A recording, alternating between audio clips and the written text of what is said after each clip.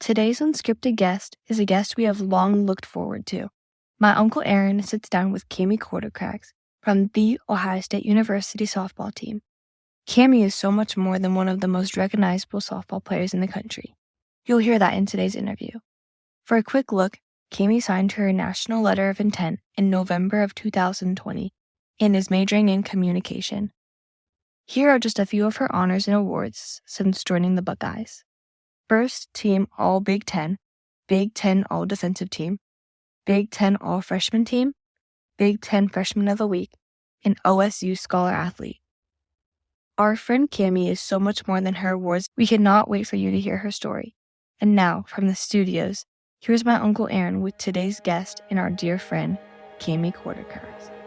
Welcome to the Unscripted Podcast. My name's Corby LaCroix, and the song you're hearing right now is called Great and Mighty One, available on Spotify, iTunes, or wherever you get your music. But for now, recording from the Unscripted studio, here's your host and my friend, Aaron Conrad. Great Redeemer, God of grace,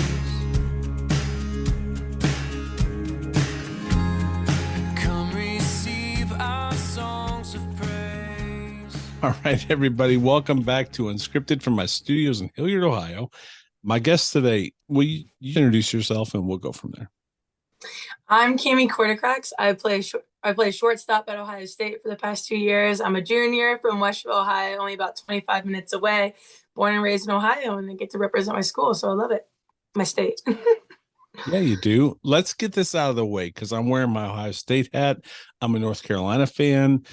As you know, I am friends with your teammates and one of your coaches. So my hat today has a 55 and a 22 on it. And I saw that. I'm here for it. I'm here for it. But y'all beat my team and you went 2 for 3. I looked it up today. You went 2 for 3 with an RBI and a run scored. And I'm not happy about it. All right, can we talk about it or no? Oh, yeah, let's talk about it. I wish I would have known, or I would have maybe tried to go 3 for 3 that game. I don't know. All right. Well, I'm so glad to have you on. It's an honor to have you on today. For those that don't know you, Cami, can you just tell your story?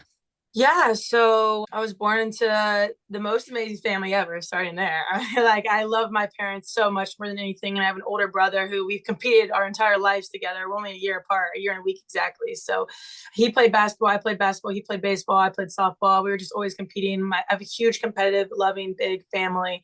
And so I was fortunate enough to just be involved in sports, and they really let me fall in love with what sports can do before, like, oh, you might be able to go to college for this. You might be able to make some money on this, pay for school. It was never about that. It was more, you love it. Like, what can we do to help you get where you want to be through sports and allow you to play sports for as long as you can? And that's kind of been, the more I work with younger girls now, the more grateful I am for my parents, really just wanting what's best for me and allowing me to love something before trying to make it all a job. And so that's pretty much how I really got started. I just love softball. I'm going to do it all the time. And I love basketball too. I tell people basketball is like my first breakup because I never had a boyfriend through high school and all that stuff. So when I had to stop playing basketball, I was like, oh my gosh, it crushed me. But it honestly helped me today. Like, it helps me because losing a sport made me realize, like, I never want to regret not doing enough. So it like makes it easy going to every optional workout or just putting in extra time on my own, just because I know one day I'm not gonna have the fingerprint in Ohio State facilities. So, but yeah, that playing for Ohio State played a big role for me. Like I said, my family, I get to play for the state I was raised in, being Ohio State. And then my parents, obviously, my brother, a lot of us, they come to every single game, especially home games. My grandma, my grandpa, cousins, aunts, uncles, everyone, friends from high school. I'm a big people person. So just the opportunity to play in front of people that have been there my entire life and have helped me got where I was, and playing with people who I love and can't imagine my life without now at Ohio State and things like that. It's been an incredible experience, and I'm just extremely blessed. And blessed is the only word I can really use to be in my situation. And just at Ohio State, I've developed not only as a player, but as a person, as a Christian, as I can't imagine like being who I am, being where I am, but more importantly, who I am today without having the people that allowed me to get to where I am. So it's kind of a little bit about me. I'm going to unpack a lot of that because seriously, all right, we're gonna get into it today. Let me start with this. You play basketball and softball in high school. So, at what point did you decide softball is my jam? It's not going to be basketball, because you were very good at basketball. Your dad's a basketball coach, right? Yeah, he is. Yeah. And so, for parents like myself that coach my kids in sports, and my daughter chose track, my son chose baseball, and my youngest chose swimming. So my jam was basketball, but it doesn't always mean that's how it works out. So when did you know that you were going to play softball? Like, what was that moment? Right. So I honestly, my whole life, like it was softball, softball, softball, from T-ball to coach pitch to kid pitch to whatever. Like I've always just been big softball girl. And then in fifth grade, I didn't start playing basketball until about fifth, fourth grade, somewhere in there, maybe a little younger, but it was more like something I picked up along the way. And even through high school, in my freshman year, I was on varsity, but then my sophomore year, I was starting on varsity, and I was just, my dad being the coach, I was rebounds, assist, box out. Like I was like very like that was, and like we had girls that were basketball was their jam, and so I was like, get the ball to them. I mean, we had like D1 point guards, shooting guards. I mean, we had a 6'3" post that was committed to Pitt for volleyball, but I mean, no one's out jumping her, out boxing her, so I'm like, give her the ball. So, but then I really realized pretty much my sophomore year, but going into my junior year, like, wow, like I could really like take it up a notch in basketball too. Like, so, I mean, I would average 20 points, but they all be like driving in the paint because I'm just such a physical girl. Like I just love driving in. So I just always kind of felt like I was a softball player that was playing basketball. And so I really had like that basketball staff at my high school really believed in me and helped develop me to realize like, dude, you're a big impact on this team. Like you can be our star basketball player too. You don't have to just be softball. So, I mean, those coaches really took the time to like work with me one-on-one develop. And for me, like, it was never, once I found that staff and that support and like that drive, I loved basketball. I loved competing. There was anyone could say to me, are you scared you're going to get hurt? Maybe you shouldn't play. Like there is no way I was going to miss out on a season of basketball for what ifs. I just loved the sport so much and the team and the coaches and everything about it that I just wanted to play for as long as I could. But I knew obviously at the end of the day, like I loved softball and like I gave my all to softball for so much longer that I've just kind of always been into softball.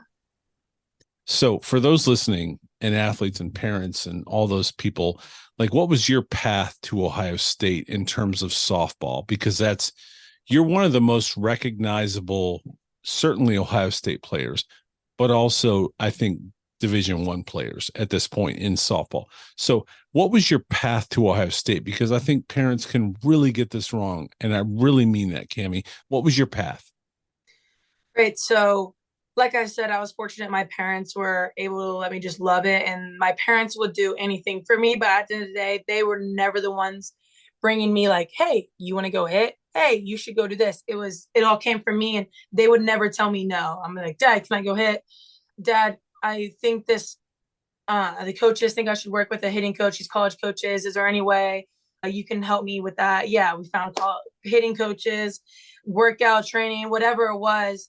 My parents were willing to help me get to where I wanted to be 100% of the way. But it had to have been because I wanted to. It was my dream, not theirs. But they were going to help me do whatever they wanted, whatever it took for me to be able to get to where I wanted to be. So then I just started playing all the time, like softball, working out, training. And I played for Ohio Lasers. I remember making that team. I was like, oh my gosh, like that was like, the Ohio Lasers was like one of the biggest softball programs in Ohio during that time. And I was like so stunned I made it. When I made it, like obviously I started at the bottom of the lineup. I just joined the team. And then it was like, we'll get you some innings, like maybe, but obviously you have to earn it. And like little by little, I liked that competition kind of. So I would just work my way up little by little until I became like the 3-hole and starting shortstop for like every game. And then I had the opportunity to play for another team, the Beverly Bandits, which is a very nationally known team organization. And you hear a lot of mixed things because people hate the Bandits if you're not them, but when you're them, like you love it. So it's like, right, I was kind of nervous. I was like, I loved where I was and who I was with. But at the end of the day, to really elevate my game, that was the step that I thought would be necessary. And looking back at it, I would have never have changed that decision. I had developed so much under those coaches and with those players. I mean, everyone I played with was committed to a D1 school. And it was just like, it was no one in that lineup was just playing for no deal. Like everyone cared and everyone was invested. And when you're playing on a team that everyone's bought in, I mean, it's just a different feeling. So I loved it. And so I moved up to that organization. So it was a big thing, finding organizations that are going to make me better and give me the platform to be seen and showcased. But at the end of the day, it came down to when those coaches were there, how was I performing? What was I doing? And that came from all the workouts, or what you do when no one's looking is what you will do when everyone's looking. And I'm like a firm believer in that. So I was able to perform, I guess, decently well in front of some of these college coaches that started reaching out. So that was really exciting. But a lot of them were just talking about how like people watch everything you do, obviously. So I'm a very vocal person. So I feel like my voice and the way that I interacted with my teammates stood out and really allowed them to watch, no matter how I get what I did up to bat and things like that. But obviously I was just working on, and then I built those connections with college coaches. I went to some camps. Like my parents said, they were like, if you want to do this, like we'll set you up as best we can. So I went to some camps, and then the camps led to visits and offers and all that fun stuff. But yeah, and then Ohio State, it offered me something no other school did. And it was the ability to be like a hometown hero, was what Coach Kelly wrote on the letter to me when I came on my official visit before I committed. And I was like, this is home. And at first it felt like, I was like, maybe I never had that. Like, obviously I loved Ohio State ever since I was younger, but it wasn't like, I never had that. Like, I loved all the schools I visited. I loved all the coaches, the programs, and everything about it. And I never had that feeling like people say they get on campus and right away, like, this is my home. But like, I loved everything about all these places. Like I was taking it all in. I was grateful. And I really liked everywhere. And so for me, it just came down, like, why was I so comfortable at Ohio State? Like, it wasn't because I was bored, because I know it so well. It was because I was comfortable and I know what I was getting into, and I know the people and the coaching staff, and I'm close to my family and things like that. That played the biggest factor of just being able to have the opportunity to maybe be seen as like a hometown hero. Like I sat in that stand as a little girl chasing foul balls and asking for girls to sign them and take pictures. And then I blinked, and next thing I knew, I was a player on the field and little girls were coming up to me. And it's just like a full circle moment to see. And it's just blessed, like just incredible to have the opportunity that I do have. Who else recruited you? Did anybody else recruit you? I'm sure there was. Yeah. So I started taking visits in 8th grade, honestly, which is crazy to think about now because there's rule changes. I know. Come on, Cami. That's crazy. But I know in 8th grade, I was taking visits or 8th grade, freshman year-ish, I was taking visits like Ohio State, Kentucky, Miami, Ohio. But then the Miami, Ohio coach ended up going to Penn State. And then Toledo, but then that coach ended up going to Rutgers. And then I was always really close with Illinois too. So like all those schools were pretty much in the mix for me. But I had to narrow it down because at that time you can only take 5 official visits. So I chose to go to Illinois, Rutgers.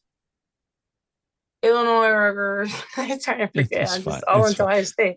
But then once I took my visit on Ohio State, I was talking to Pitt, but I just remember calling like, this is where I want to go. I don't. And when you for visits, you end up missing for like tournaments to go on these visits and with my team, and I just didn't want to keep missing. And so I decided like, I'm going to go to us. I've just decided. So. Well, Ohio State's way better because you made that decision. And they really are. And I mean that genuinely, because I do follow softball because of the friends I have related to the programs. Where did faith come in? We're going to jump around a little bit because welcome to Unscripted. So, but when did faith come into your entire process? So my parents are really big in faith, and we'd go to school. I mean, we'd go to church with them every Sunday. My dad's Catholic. I went to Catholic schools, but I was baptized and confirmed Methodist. So I was there's a lot of stuff going on, but then like my eyes was like God. And like that was like, so my parents got me into it obviously a lot. And the older I got, when I came to college was the biggest jump I had in my faith, because it was when it became my faith, and my parents weren't waking me up and driving me to church anymore. And I didn't have religion class anymore. And it was, what do I want to make the most with my faith? And so it's when I started making the decisions, and I was able to become aware of this group, this cross sports athlete Bible study that Ohio State has. And I didn't know about it. I found about it freshman year. And for me, it has been one of the most stable, just good-hearted people that I have met ever in my life. It's the students that give up an hour every week on Wednesdays to just go and talk about their faith and hear about other people's testimony in the athletic department specifically. And it's just been an amazing way to meet the most genuine, kind-hearted, hardworking people I've ever gotten to meet. And just having that foundation since freshman year all the way through. And like this year, I'm the vice president of it, and my roommate's the treasurer. But like my best friend, teammate Reagan, she's huge in her faith too. So she's kind of been my partner in crime through this whole thing. Like, I mean, it is easier when you have someone that's going to these Bible groups with you and that's waking up and going to church with you on Sundays. And we found Rock City Church has been an amazing place to just worship and just be there with people you love. And that's when I kind of decided to make the decision. I wanted to get baptized, just Christian. I didn't want to, there's Catholic, all those things, and they're all beautiful religions. But for me, the best thing for me was I just wanted to be Christian and known and baptized, and just, I wanted to be my choice, because up to that point, my faith was, when I came to college, that's when it became my choice. And so I wanted my baptism to be my choice too. And like having that mark. And so I was baptized again. And a lot of my teammates showed up for me. And a lot of teammates that don't even know where they stand on their faith showed up for me. And just having them there and being able to just hear a little bit of how amazing like the faith is, and just interacting with so many teammates. And the most meaningful conversations I've had with my teammates are the ones where they come to me about faith and they ask me questions about faith. And I mean, you can post all you want about faith, but at the end of the day, people know who you are and they know what you're like, and your post will mean nothing if your actions don't align with it. Right. And I'm a firm believer in that. And so when my teammates do build up the courage to like ask me about my faith, or like really interested because they didn't have the foundation I did, that's been my most just eye-opening conversations that I just am so grateful for. And like when even like little girls after games or things like that, it's just been amazing. I love any second I get to talk about my faith. So it's because I just can't imagine without it. One of my favorite quotes is, you will say what you think, but you'll live what you believe. And so you know, in your circumstance, you will play and say what you think, but you will live what you believe. And to your point, so that leads me to my next question about, you're one of the most recognizable Ohio State athletes at this point in your career. Young ladies look at you because of the world we live in today, TikTok and Instagram and streams and all these things. I mean, I do believe there's things that we're building too. And so your faith, I think, therefore determines your social media presence and your Division I athlete presence. You mentioned young ladies will come up to you today like you used to, you know, and want you to sign up a softball or get a picture. There has to be some pressure on you. I have daughters of your age. What's that like for you? Because you are a person of faith. You're a Division I athlete. People are looking up to you. That's a lot of pressure on you. What's that like? I 100% agree. It is a lot of pressure, but I would never change it for the world, in all honesty. Like, when I started making TikToks or things like that, it just started because it just like started silly dances with teachers. And like, at first I was like, oh my gosh, like I'm getting views and followers. But then like looking back at it, I started understanding what could really come from that. And so like, that's why I am just beyond grateful I had built those social media platforms that allow me to have the connections to all these younger girls out there, because girls come up to me after the games, and because of TikTok or Instagram or whatever it is, they feel like they know me in a sense, in a way that they're not afraid to come up and talk to me about things that they've seen in my life or on social media or whatever it is. And it just has allowed these people to build a wall or like go a bridge from one life to another, and just feel comfortable enough to come up and speak to me like they know a part of me. And I can't even express just how genuinely grateful I am for every conversations I've had with younger girls. And I think it's been something I've never really overlooked. Like there's definitely those pressures. Like when I post something, I mean, my parents follow every social media account that I have. My mom's crazy on social media, right. But like, obviously me having the relationship with my parents that I do, and the standards that they have set for me, I mean, my parents are obviously at first when I said coaches at Ohio State, they look at all your social medias as well because you're representing their program in a sense, and they want to see that. So I think about that too. But then like wholeheartedly, I do 100% think about the younger. My lots of my following is these younger girls, and what are they going to be seeing in what I'm making, and so that's why I try really hard to keep my social medias as clean and up to date and as true to me as I can. But also I share about my faith on every social media. I mean, it's in every bio I have right away. The first thing that's listed in like the videos I post about my faith, and like every year on my glove, I've gotten Bible verses or things important to me about my faith. And it's just a conversation starters to all these little girls. Cause I mean, they're like, oh, cool glove. But then they're like, what's that mean? And then I'm like, oh, let me tell you about it. But yeah, it has been, I mean, there is pressure because obviously too, when you know these people know who you are a little bit, it's like, well, I don't want to be bad now at softball. I don't want to go over 3 now. They're going to watch me because of TikTok. But like at the end of the day, they've taught me so much about what's really important. I mean, I come out after games and there's still little girls there. I could have the worst game of my life, 0 for 3 airs. And there are little girls out there being like, you did great. Oh my gosh. And they're just so excited for the opportunity to like speak with me. And I'm always like, what? Like I sucked in that game. Right. But like every time a girl comes up, I don't know. It's just in my heart. I don't get used. I can't get used to it. No matter how many times or whatever. I just love having those conversations with young girls, working camps, giving lessons, things like that. And I'm just grateful that I get to do that. And I know obviously my days of softball are coming to an end, but like these girls are just starting. And so like I really do have an opportunity to impact them and what they think. And I feel like I see a lot of stuff on social media about how hard being a D1 athlete is, how hard sports are, but it is amazing too. And I have no problem talking about how grateful I am for the amazing things that I have for sports. And I feel like not enough light is shed on that because there is a lot of pressure and there's a lot of hard stuff, but there's also, it's one of the most rewarding things in my life. And like getting to have these connections with these little girls because of me being an athlete, it's just unreal, really, just blessed. You are blessed. We're going to be all over the place. Welcome to Unscripted. Unscripted. The NIL and the transfer portal have really changed college sports. Can you explain that? Like, that kind of came in, I think. So you were probably a freshman when that maybe I was started? the first. Yeah. I don't want to get you in any kind of NCAA violation. Certainly don't want to. But let's just say, like, there's an athlete at a university that they're talking a $25 million NIL deal. As a softball player, can you help us understand that as someone who's on the other side of it? Because we just see what we see on the headlines, right? Right. So NIL is basically name, image, and likeness. You're able to make money based on your name being used on jerseys, on merch, your face being on things, whatever it is. You're able to now make money off of that as college athletes were before it was a violation.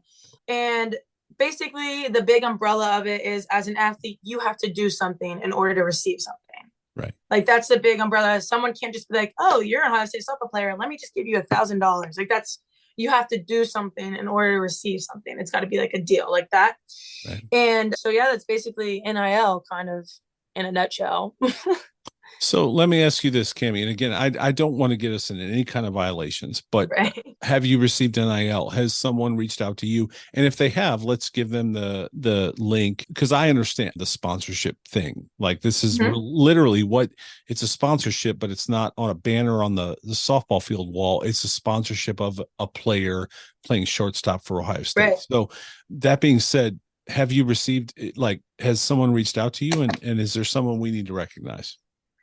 I've been very grateful to have a variety of different NIL deals. I haven't had one that's like, I don't know, there's just a variety. Like there's been a variety of different ones, like as far as merchandise or things like that. And like on my Instagram bio, I have one link that Ohio State ended up doing for every athlete. Like you can go in and buy like a jersey shirt type thing. And I like that one just because it's pretty simple, and I don't know, it has my last name on it and it has Ohio State, where there's so many places like they can't use the Ohio State logo. So I just put that one there just in case people see it. But a lot of my NIL deals have been through like working with companies and bringing them exposure. And it's like a wide range. I work with local, smaller businesses, but also like those bigger companies. Like I just did one with Taco Bell, and like I'm doing one. There's just different ones that I've been doing with that I haven't. I mean, I think you look at those. You think NIL, you think, oh my gosh, these QB number one driving away in a Mercedes Benz. Like, I don't know, you think about things like that, and like Right. that's the 2%, 1% of like Yeah. all the athletes. Yeah. But really, like NIL has helped me and my teammates in so many different ways. Like even from the standpoint of now we can give lessons and make money from giving lessons, where before that was even a violation. We can run camps now outside of like being at Ohio State, and we can get paid for that now. And like it just builds a deeper connection too. And like being able to work with so many younger girls on their sport, but also being able to be compensated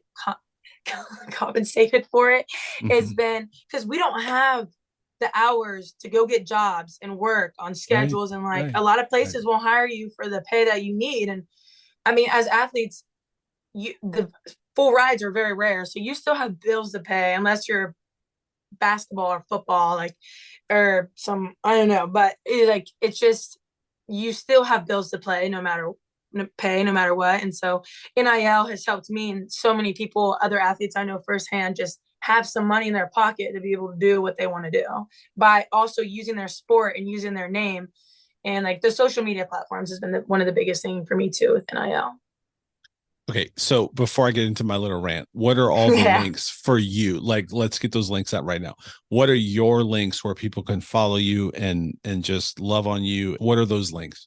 Right. Well, I'd have my Instagram basically. I worked with Lululemon too. I was looking at it right now. That was a big one when they came with Ohio State. That was so cool being able to do that. I was with JT on the football team. He did it. He was a guy athlete that did it, and I did it for the girls. But that was really cool. But you can see all my Instagram's just my name, Kami.Kortokrax, KAMI.KORTOKRAX. It's a hard one. But then I have the link in my bio where you can go buy the jersey shirts. And I have like another highlight on there that says gear. You can hit another link and find it there. And then my TikTok's just Kami Kortokrax too. You can find it on there. But those are my biggest things. I post everything on there. So. Well, I think it's fair to say too, as someone who's in the content world, you play for Ohio State. Right. And I'm going to leave this in there. I'm not going to edit that out because you play for Ohio State, but in many ways, they benefit from you being a student athlete for them. That's just this whole system, right?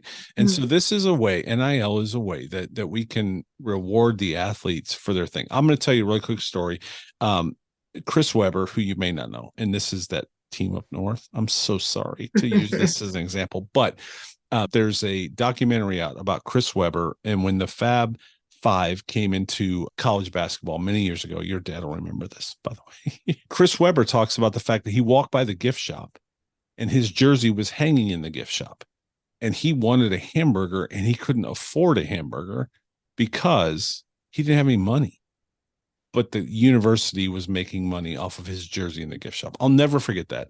And since then, I've been a fan of NIL. Like young athletes, Division I athletes and their families have sacrificed a lot for those players to play for a university. And it doesn't matter if it's Michigan, Ohio State, North Carolina, Duke. I don't care. They have sacrificed. And so, in my opinion, sorry for the rant. It's good. I'm agreeing. No, y'all deserve it. Like, and so does your family. And if you want to make, if some athlete can make 25 million, awesome. Good for them. Like, seriously, I'm okay. Anyway. No, right. Okay. So your link, the best place it sounds like is Instagram. Yeah. Instagram. Okay. So Instagram, find Kami on Instagram. And that is what, one more time? KAMI.KORTOKRAX. Kami Kortokrax. And shout out to your family and shout out to you for working. Like, it's not like you just showed up at Ohio State, right? Went to a tryout, made the team. You worked really hard and you deserve whatever all of that means. Let me ask you one more question on NIL. As someone of faith, has someone approached you with a brand that you were like, nah, that doesn't represent who I want to be as a person? Not really, honestly. I feel like a lot of brands, when I talk to people, it's been the people are either genuinely trying to change how people view whatever they have, or just bring awareness to what people have worked hard for, because it just hasn't gone off yet, or just work with them to work with them and get the word out. And so I really haven't been presented with there's like a brand, there's like certain like brands that I don't know, they haven't reached out or whatever. But I mean, like I definitely have standards where if certain places did want to reach out or things like that, or if I had to be like monitored because of my faith or not be able to talk about that, that'd be like a red flag for me. But that hasn't happened yet. So Okay. And you mentioned lessons. And again, this might get me in violation, or we may have to edit it, but I want to mention it. So if you're doing lessons or camps or clinics or those kind of things, you're a Division I athlete. And I have nieces, I have people in my family that are playing softball. My daughters did not play softball, but I do have extended family and they're playing softball. So how can they work with Cami? So most of the people, so I posted in the summer, because I had a lot more time in the summer, obviously. I posted on some Facebook accounts that I'm in this area and I'm giving lessons and I love it. And I posted some of my stats or not records, but rewards, I guess, and awards. And I had a lot of people reach out, and I've just been connected because I'm so involved in the younger girls. I've just had people after games or whatever it is come up, and it's been a variety of different ways. But if people are looking, like my social media accounts, I try to look at every message between my DMs, my requested DMs, and like even the further ones that you like have to double click for. I try to look at everything because I've just found messages from little girls or parents or anything, and like all those. So I try to look at all my messages I get on my social media. Facebook is probably the worst place to reach me. I'm not very active on it. Yeah, it's your parents' social right. media. I could be better at it, but my Instagram, I try to look at every single message that I get in there. Just because I never know who's trying to connect with me or just tell me something about their life or impact and things like that. And so I love hearing those things. So I look for that. But yeah, Instagram. I love working with younger girls. So. Love it. And again, I'm sorry, one more time. Your Instagram is what? KAMI dot, like a little period, KORTOKRAX. Cami Kortokrax. Cami.Kortokrax. All right. And that's the hub for everything. Okay. Are you ready for rapid fire? Because I got some good ones. I got like a bunch rapid fire. All right, let's go. You ready? Okay. Yep. Your favorite walk-up song ever?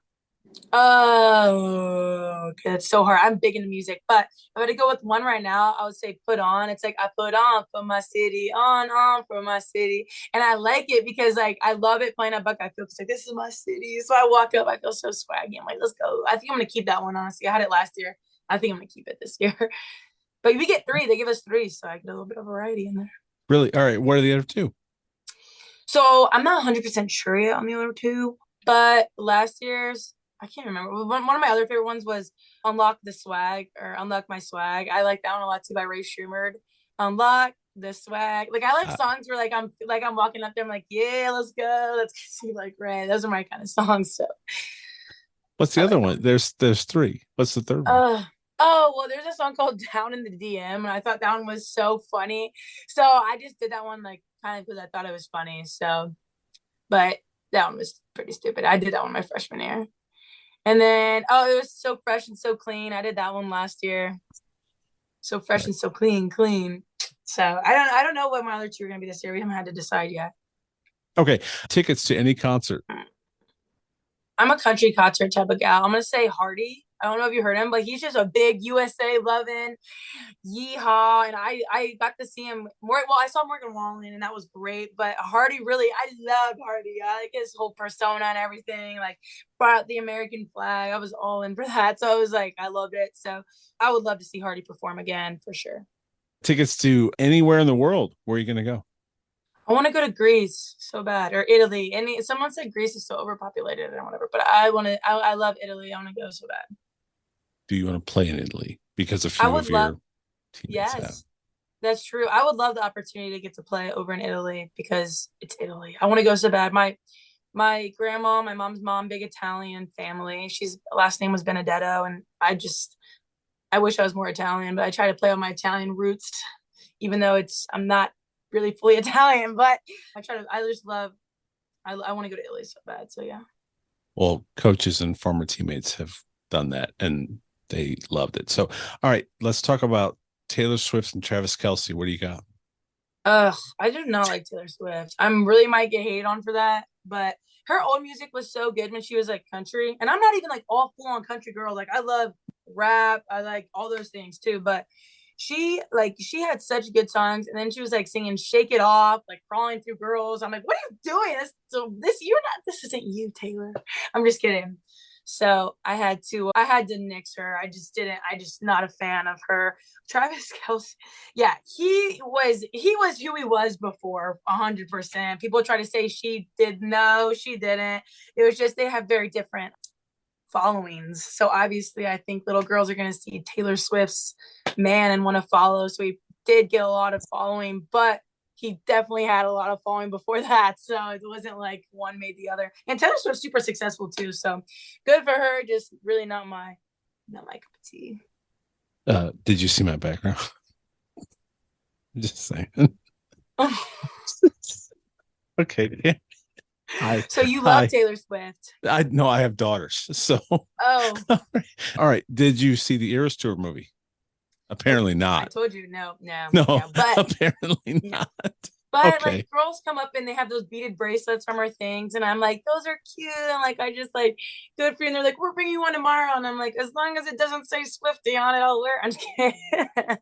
But, so much hate, goodness. Yeah. Okay. She's successful, right. So good for her. I think she just did a little switch up, and I'm like, oh.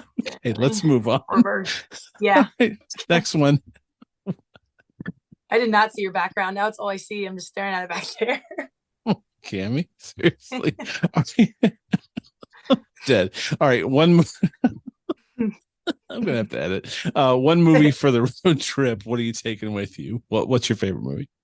Oh my gosh! Have you ever seen the Medea movies? Tyler Perry. Okay. Tyler Perry. His movies are so funny, but no one ever really like knows. Like, not a lot of people really know them. But he's a Halloween one named Boo, and it's just so funny to me. I love that movie. But also, like, if I had to go sports movie, I don't know. There's so many good ones actually, but Remember the Tie-Ins is like I think one of my favorite classic movies. Every time I watch it, I'm like inspired and ready to go. But I love that one a lot. Did you ever look at your coach and say, "Run it up"? I did not. No. Okay. All right. Not yet. All right. Was UNC ever on your radar? They actually were not. I mean, it's a beautiful school. I love their colors. It's warm there too, warmer, I guess. But unfortunately, they were never on the radar. But I love my Ohio State, so. Well, the transfer portal is still an option. Sorry. All right. This is too fun. All right. So, what's your best memory at OSU so far?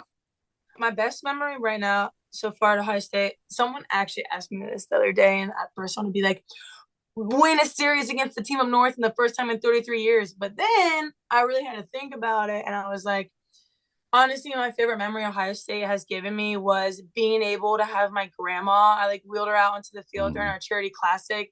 She had cancer 6 times, and getting able to have that moment with her where she threw me out like the first pitch in front of everybody and just getting to have her story, talk a little bit. I mean, she was loving it. She was down there kissing, waving to everybody. And like, she recently passed away. So have had that moment with her, I didn't really in the time I knew it was special, but looking back at it, I didn't know how special it would really be to me. And so I'm just so grateful that my coach encouraged that. My mom encouraged that. And they want to do something for all the families that cancer affects. And I don't know many other schools that would have done that, but I know Ohio State did, and I'm forever grateful that they gave me that memory with her. And thank you for coming on, because I know it was just a few weeks ago. So thank you for coming on. Yeah. So your friends shared that with me, and I'm honored that you would come on. So what's your hope for your future? What are you planning to do? So my mom, I love my parents, so I'm like their little shadows. So I wanted to be a coach and teacher at first, but then I realized the teaching school and all that. Like, I don't know about all that. So then I was like, my mom was on the news, so I would love, like, my dream job is an ESPN reporter, silent reporter, down there on the action. Like, I want to be around in sports, 100%. But then I took TV production, so I like just being an anchor too, but I would like to cover sports specifically too. So, but right now, like, that's kind of what I want to do, just and continue to just build my platforms, speak on my faith, but also 100%, I want to give lessons still. And I just love watching these girls develop and being able to be a part of their journey. And so I want to give lessons for as long as people think I still know what I'm talking about. So I've asked Cammy this, I've asked Caitlin this. How hard is it to know, and Lexi as well, how hard is it to know, and Lexi has gone on to play overseas, Cammy did as well. How hard is it to know that, NBA, MLB, like there's a future for the men's athletics. Softball's a little different. There's not like the runway is in sight. How hard is that? Like to know that? And I didn't write this in my notes. I'm sorry. I'm just No, that's unscripted. good. No, it honestly is, it sucks. Like, I'm gonna be honest, 100%. I talk about it all the time with like all my guy friends that are athletes and everything. And I was like, there's no doubt in my mind, I would have worked, and not that like people doing it doesn't work out, but I would have worked and given 110% just so that I can play as long as I can. And if $1 million contracts came, they came, but if they didn't, they didn't. And guys are like, oh, whoa, there's guys, so many stupid boys. I'm just kidding. But they're like having an older brother. He's so opinionated too. He's like, it's just harder. No, it would be the same. It would be hard for someone to make it anywhere. And saying like, because you're a girl, because you're a guy, it's easier to make it so far. No, it's like, do you have it in you, and are you willing to give everything, or do you not? And I'm a firm believer of that. And softball, definitely there's a runway in sight, and for the other sports there's not. And like, I don't wish it would be any other way. Like, I'm so happy for people who have the opportunity to play on, girl, boy, whatever it is, whatever sport it is. Like, they should definitely know how grateful and lucky they are that they're a part of something that can last them years and years and years and build a career out of it. Because if I say it all the time, if my career could be softball, and that would pay the bills, that would beyond pay the bills, and I would just continue just doing what I love, no office job, but being a part of a team, traveling the world, playing softball, like using your platform to speak about your faith and impact people. Like, if I could do this for the rest of my life, sign me up, sign me the paper, tell me what I got to do, and I'll do it. But unfortunately, we're just not at that state yet. But I mean, that's how I feel about that. All right. Well, I'm going to say one thing, and then I'm going to praise on you for a minute. You're playing with a chipped tooth. Yes. Just a gamer. So we had to move our interview up today because you got a chipped tooth. You're about to go to the dentist. We don't have to get into how that happened or why it happened, or, that's just orthodontics. I don't even know if that's a word, but anyway, you're playing with a chipped tooth. You came out here and just a gamer, and that's just you. That's your heart. And so that's what I want to leave you with is thank you so much. Your friends that are my friends just adore you. And I've had the chance to watch a little bit and see, because I bleed Tar Heel blue, but I do watch me some Ohio State softball because I'm a fan, and I have many reasons to be a fan. And you represent the university well, and you represent our savior well. It's really hard in today's world to be the things that we've talked about, an influencer, and Division I athlete, not just to get up and hold a trophy and say, I want to thank the man upstairs, but to actually play and represent the man upstairs. So, Cammie, thank you. Thank you for doing that, not just for me, but for my nieces. And I don't want to put pressure on you, but there's a lot of nieces out there that are watching you. And there's a lot of young ladies that are watching you and your career. And so I know that's a ton of pressure on you. And I'm sorry, because the last thing that a college student needs is pressure. But I believe you accept it, you receive it, and you represent it. And so thank you for just giving us a few minutes today and get that tooth fixed. Yeah, no kidding. I gotta head in. I'm just glad it's not here. I thought we were gonna get on like Dumb and Dumber with like a cracked front tooth. I know, that's what I would have been like. So basically, I thought when you text me, I was like, oh, she's gonna be like Lloyd Christmas, but she's not. And so thank you for coming on. Cammie, thank you for everything you're doing for the university, and just for being you. And it's an honor to be with you today. Thank you so much for having me. I really appreciate it. Absolutely. Thanks for joining us for another episode of the Unscripted Podcast with your host, Aaron Conrad, from his studio in Old Hilliard. Make sure to like, share, follow, and review on your favorite podcast platforms. Also, make sure to check out my song Great and Mighty One on Spotify, iTunes, or wherever you find your music. We'll see you next time on Unscripted with Aaron Conrad.